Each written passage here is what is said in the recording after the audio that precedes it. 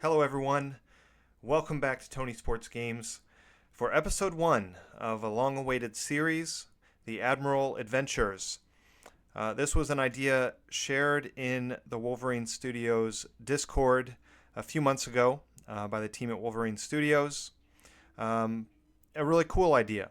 Opportunity to do a series where players would take turns playing through a season with the exact same team individually. And so I went first. And originally I thought we might end up having 3 or 4 people go. It ended up just being myself and then Darren from SimNation. So what we did, a team was selected for us by Wolverine Studios. They selected the Nashville Admirals. That's basically Vanderbilt for those of you using the real world mod in the game. I went first, so AKH, big shout out to AKH, as he's the person, the dev from Wolverine Studios that helped us both get through our playthroughs. But basically, he just sent me the bin file for the league. It was set up and ready to go. I jumped in as the Nashville Admirals, and then had time to look over the team and then just play out the full season. And we had a lot of freedom to, come up with our own strategy and depth charts, obviously recruiting however we wanted. And the idea was just to record some videos as we went through the season to share our thought process as we evaluated the team and how we came up with the strategy we decided to use. And then just to kind of chronicle our season as it went, see how much success we would have, how our recruiting went. So I played all the way through the season from beginning to end, finished my videos up.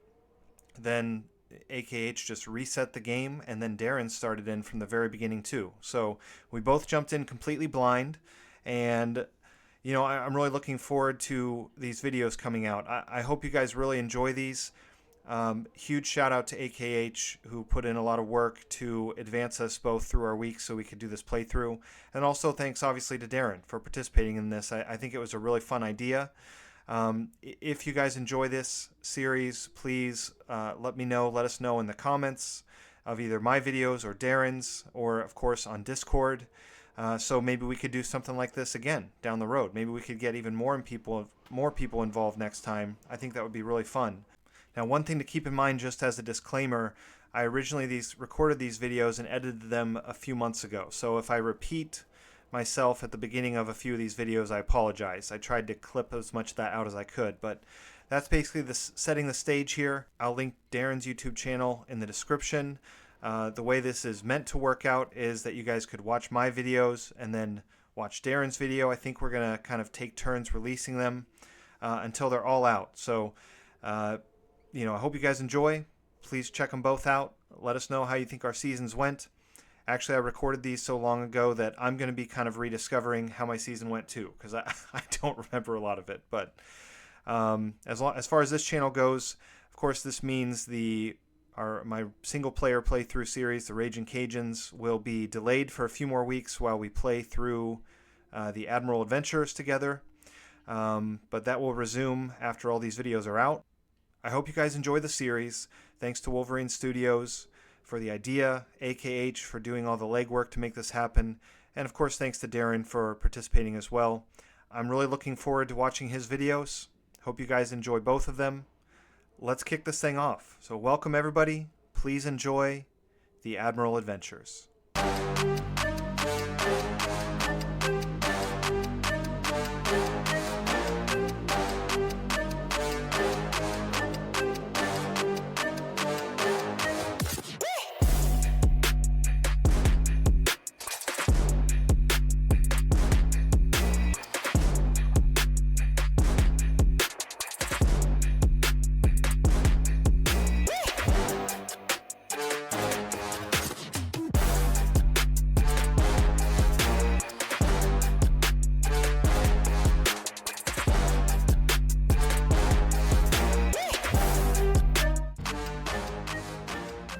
Very excited to introduce this to you. Now, I am jumping into this.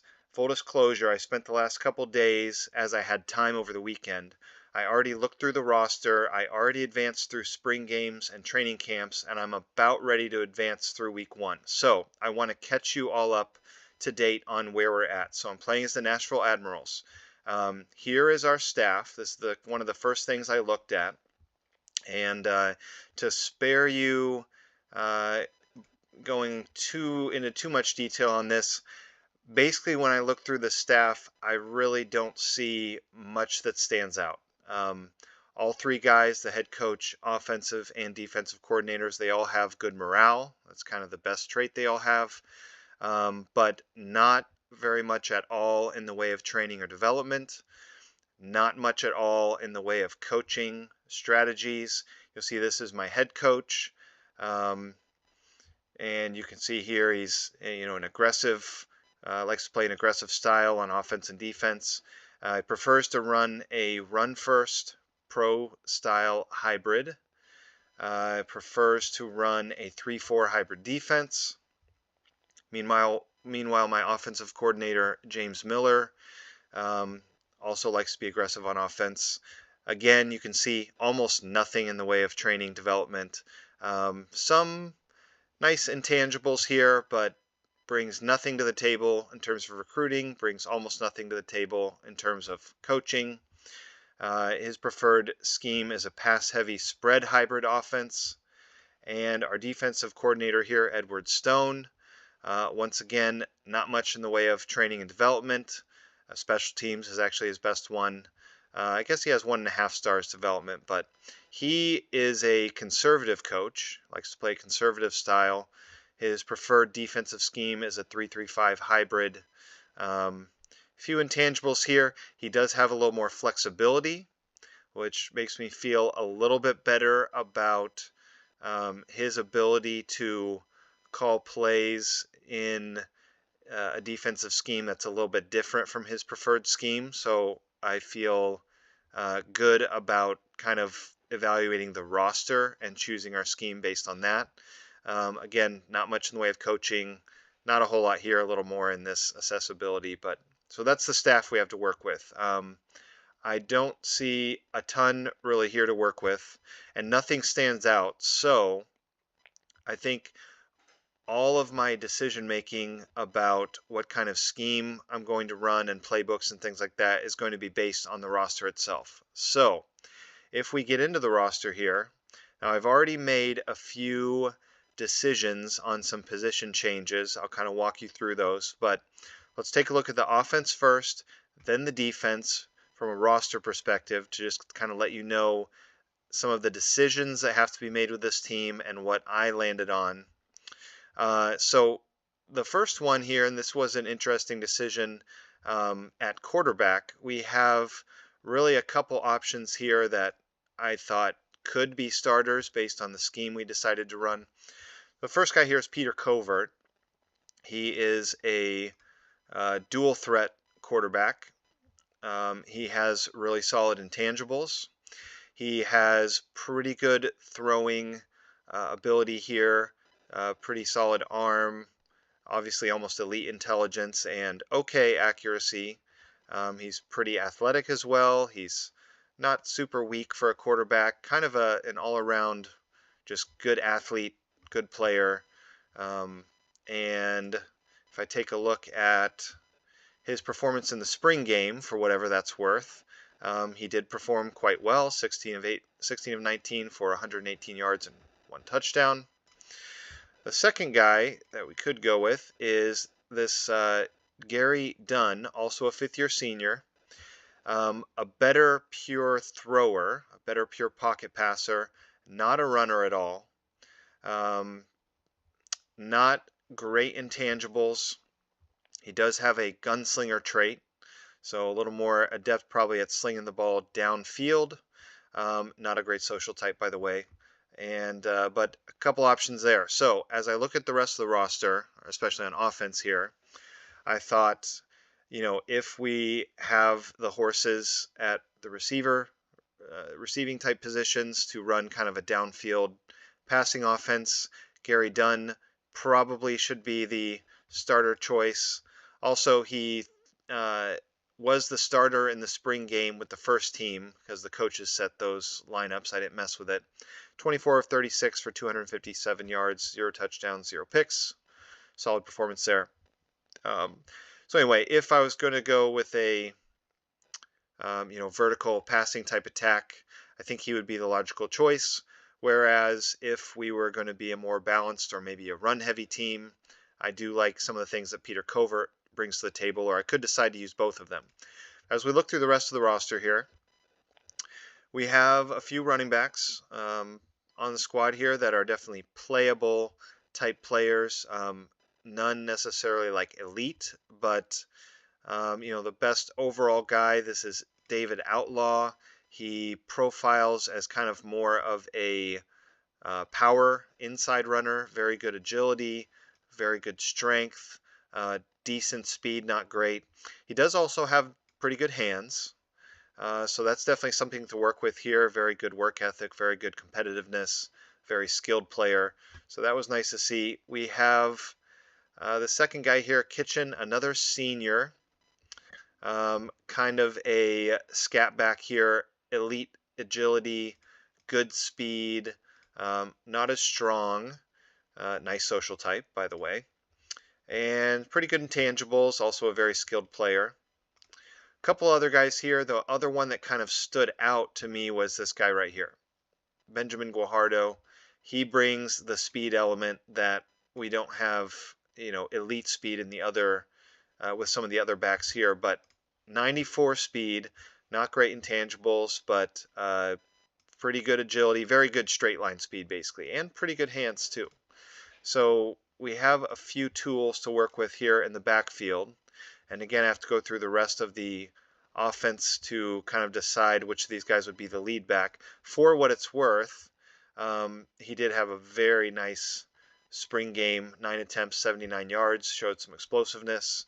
I think David Outlaw also had an excellent spring game as well. 24 attempts, 160 yards, and 3 touchdowns. So that was nice to see for whatever that's worth. We have a capable fullback, decent blocker. He also has decent speed, very good strength. So I will just tell you guys right off the bat here. These top two guys at tight end, this Sean Dick and Edward Nakamura, these were wide receivers. This will give you a clue to what type of offense I'm kind of deciding to run here.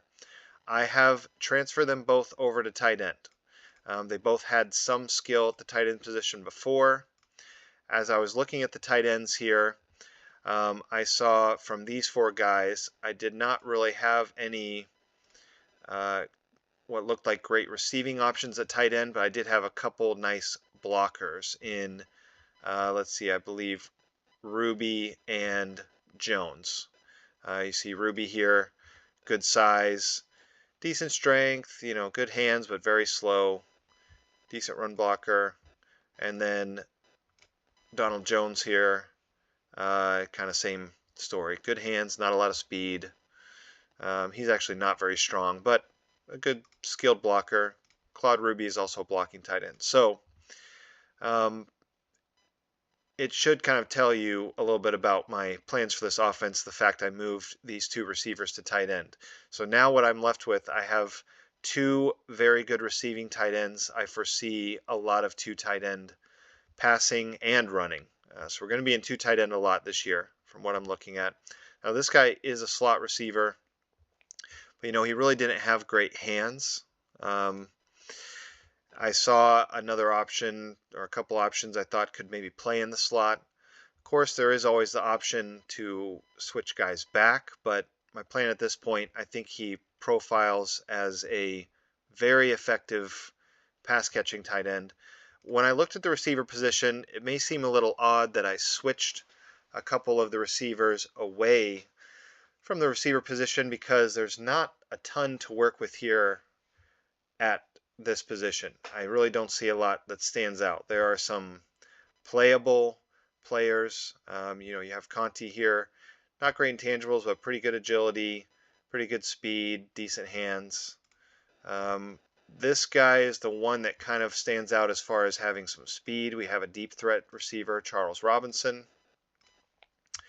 But I don't know. As I looked over this position, I just didn't see a lot of dominant or elite-looking players, especially when you consider the schedule we're going to be playing, which I'll get to in a second here. This is really what kind of made my decision for me as far as the offense. Let me show you guys what we have going on the offensive line. We have, if I sort by run blocking here, we have three, kind of five, really, guys with solid run blocking grades. But if you look at these top two guys, Royster and Click. Royster is also a tenacious blocker. This guy very much impressed me. He could be a pretty elite, especially inside power run blocker. Okay, excellent strength, elite run blocking.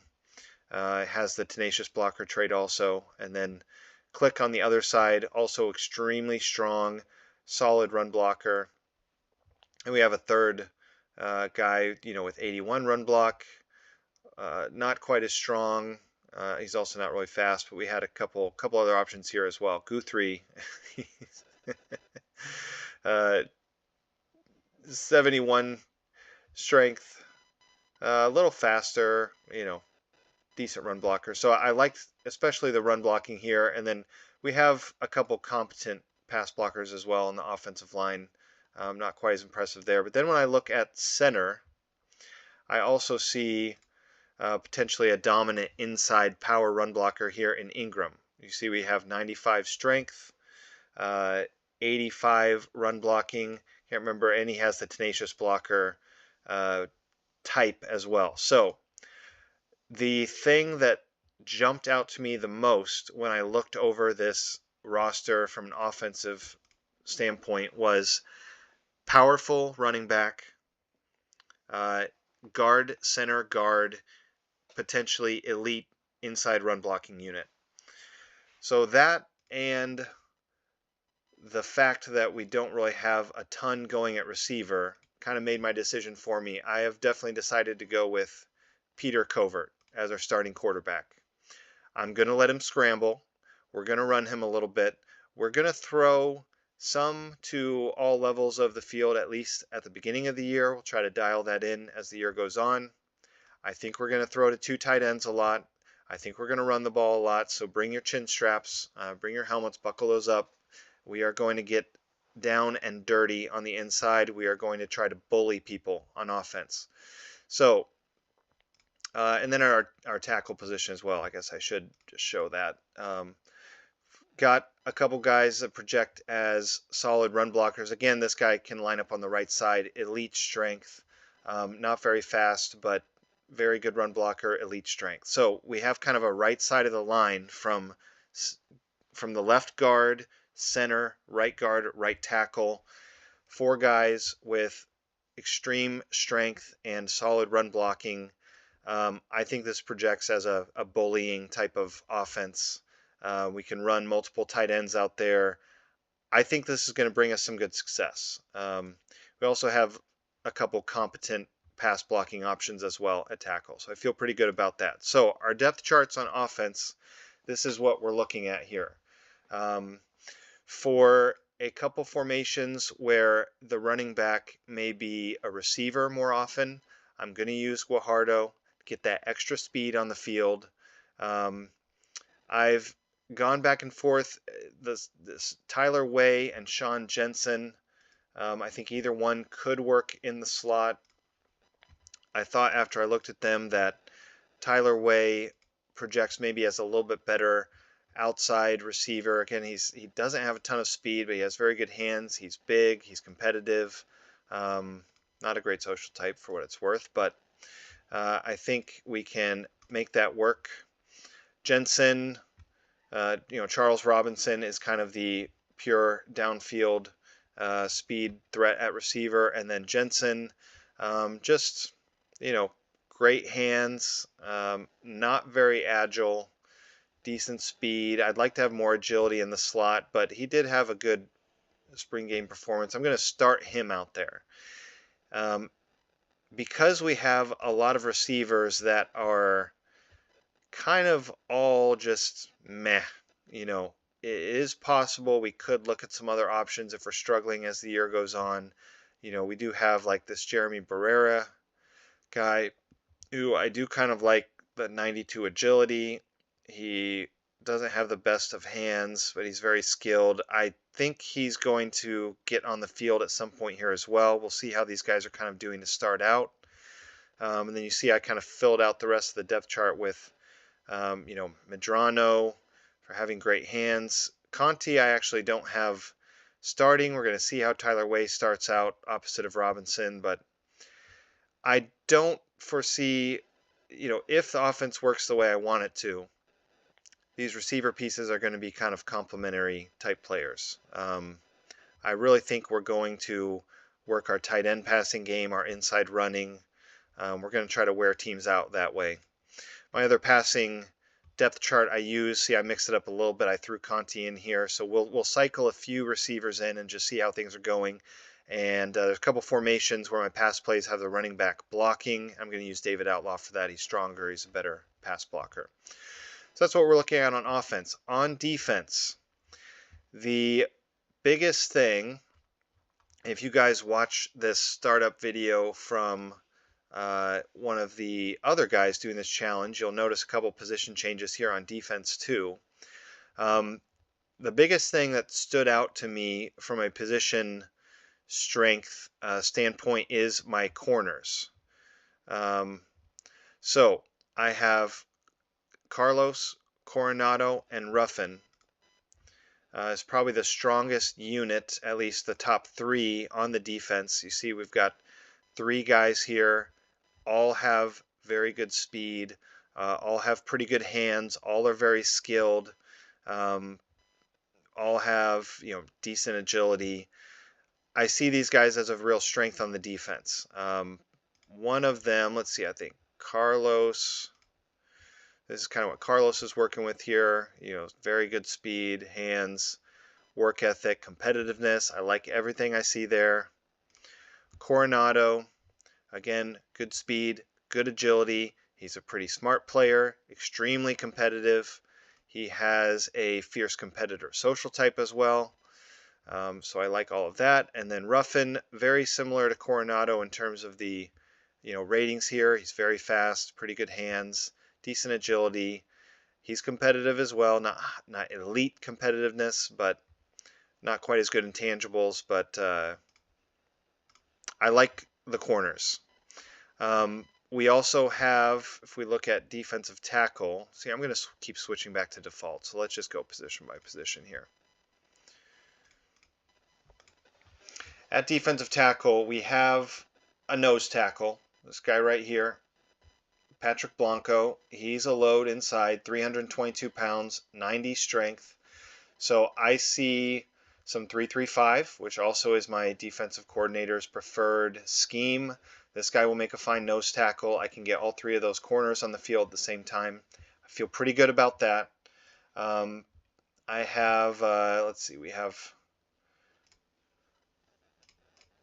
a couple other nothing else really jumps out as elite, but we have, you know, a couple other defensive tackles here as well. Espinoza, looks like he's got a pretty good motor. Not as strong, which I wish that was, you know, a little higher, but Jacoby Brown, over 80 strength, 315 pounds. He's a big boy. And let's see, anything else from strength perspective. We got another strong kid here too. Phil McNabb, 314 pounds. Looks like he's got good intangibles. He's strong. Doesn't bring a lot else to the table, but I think he's kind of a run stuffer there. Now, as I started thinking more and more about maybe we could run some 3-3-5, you know, so we need to be stout up the middle against the run. You know, I like my nose tackle situation. I also went ahead and did something here, another position switch. I took this guy, Valence Valencia. He was a defensive tackle, 6'2", 297 pounds, but he had some skill at defensive end. I think he gained a little bit more in training camp, but big and decent strength, I'm going to start him in 3 lineman sets. I'm going to start him at the right defensive end position and see how he does. See how we hold up against the run early in the season. I like having some big guys up front in a 3-4 or 3-3-5. We do have one defensive end who's pretty impressive here, Frederick Parks, 6'8", 266, so he's pretty big for a defensive end. 87 strength, almost pretty elite for a defensive end, 72 speed. He's a very skilled player as well. He has excellent intangibles. I think this guy is going to be an excellent player for us. So I feel pretty good about the defensive line from a 3 lineman sets. I also feel okay about 4 linemen because, like, I can put in, we don't have a lot of speed at this position, but we've got, like Robert Bunn. He could play right defensive end in a 4-3 set or nickel dime. He has some skills to work with here, nothing too elite, but definitely playable and pretty good as a depth piece. At linebacker, the other thing that you guys are going to notice right away is this guy. You're going to say, hold up. Well, unless everybody switches him to linebacker, but this was the highest overall player on my team. He was a 95 rated strong safety. However, I had the top 2 players on my team were strong safeties. I liked the other guy quite a bit also. And since I have 3 corners I like, and I would like that Ruffin guy, the third one, to be able to play at nickel, I really wanted to get all my best secondary players on the field at the same time. So taking a look at it, he already was quite highly skilled at linebacker. I think he had over 50 before training camp even. So I just decided, let's take this guy, George Hauser. He's extremely agile. He's fast. He's a decent tackler. He's got decent strength. Let's put him at linebacker. I think he's going to be a very good linebacker. Also, when you look at our linebacking core outside of him, if I took him away, we just don't have much speed here. So even just adding him up there, that gives me 2 linebackers with over 80 speed, along with this Jason Haley guy, who is a coverage linebacker, great social type, by the way. Good speed, pretty decent tackling. So I like how this defense projects with kind of these changes I've made. I've still got this guy left to start at strong safety. As you can see, he's not super fast, but that's fine for me for a strong safety. I love to have a strong safety who can tackle. He's a very skilled player. He has great endurance. He's going to stay on the field a lot. He has elite agility, fairly intelligent. I guess nothing that stands out, but so that's what I decided to do. I took my other strong safety, moved him to linebacker. So now this guy can start. This guy, Carpenter, he was a free safety. I switched him to strong safety before training camps just to get some more skill in that, and he's going to kind of back up both safety positions. He has great speed. He's a good tackler. He has decent agility. I think he could play during this year at either free safety or strong safety.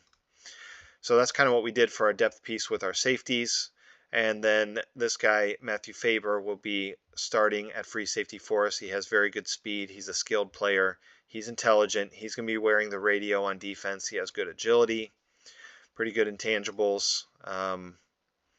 It's also got some cohesion pieces here. I'm still working through what all exactly that means. So, having looked at the roster, this is how our defense looks as we go forward here. So I went ahead and I made a package for every single formation. Now,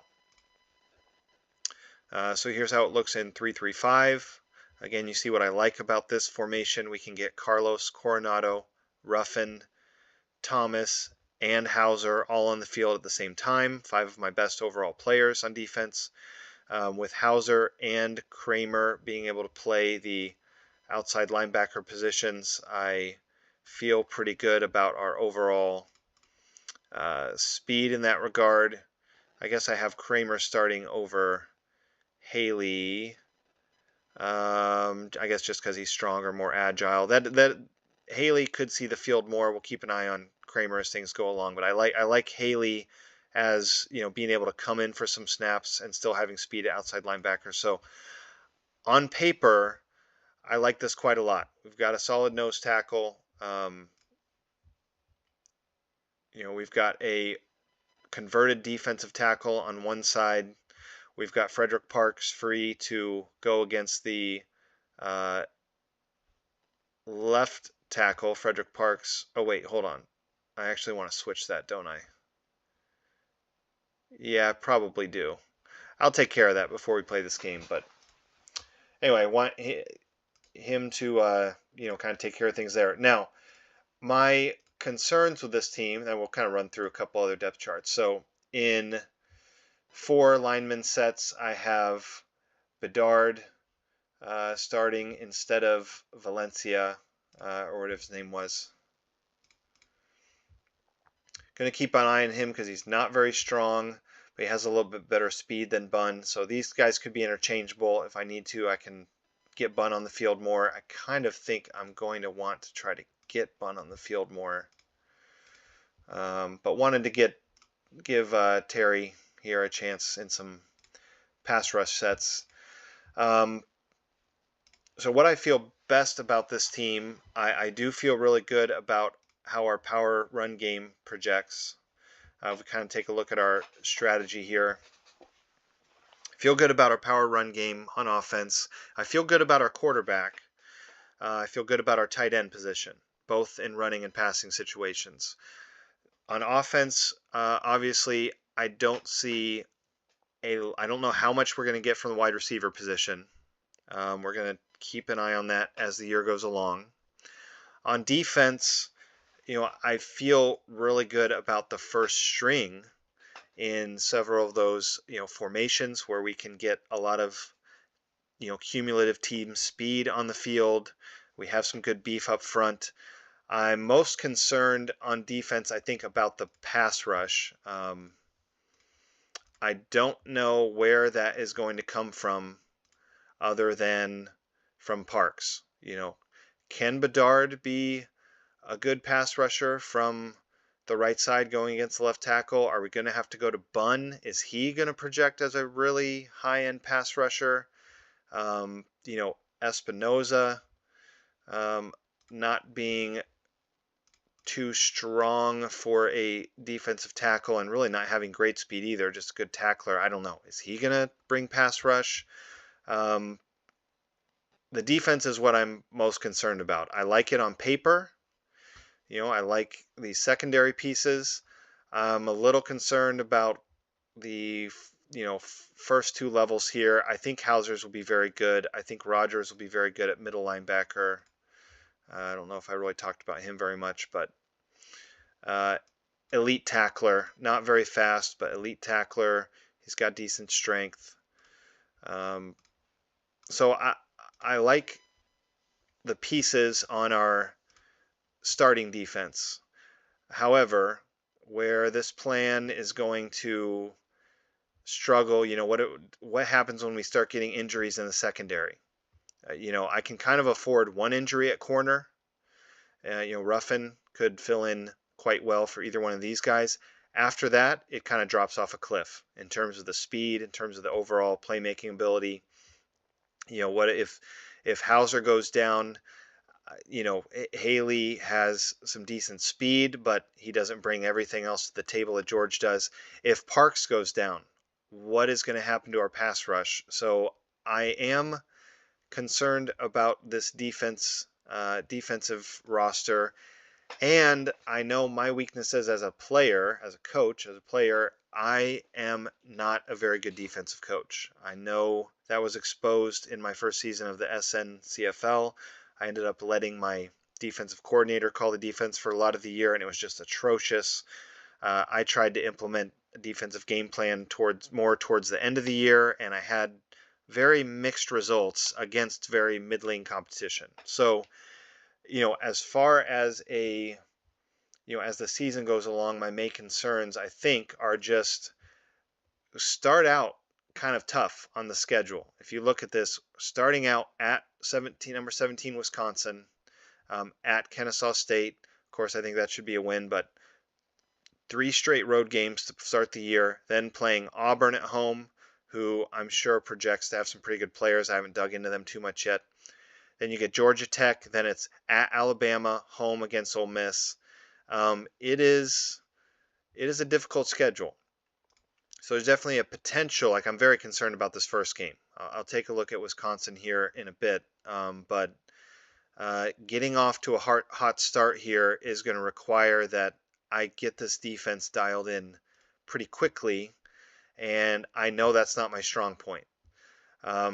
So what can go a long way to helping me is if I have a good read on the ability of this team on the offensive side of the ball, if we are able to bully people, if we can move the ball on the ground, if Covert is able to scramble, if he is an effective thrower, if we can take advantage of the 2 tight end sets, that will go a long way to helping the defense out. I'm going to be playing my head coach's preferred attitude of aggressive, at least at first.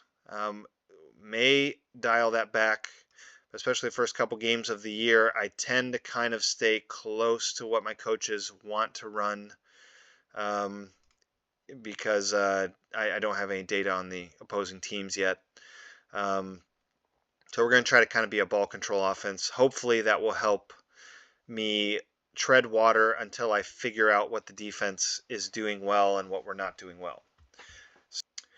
Okay, so that was a look at kind of my initial thoughts on our coaching staff, our roster, a little bit about some of the depth charts, some of the personnel decisions that I made.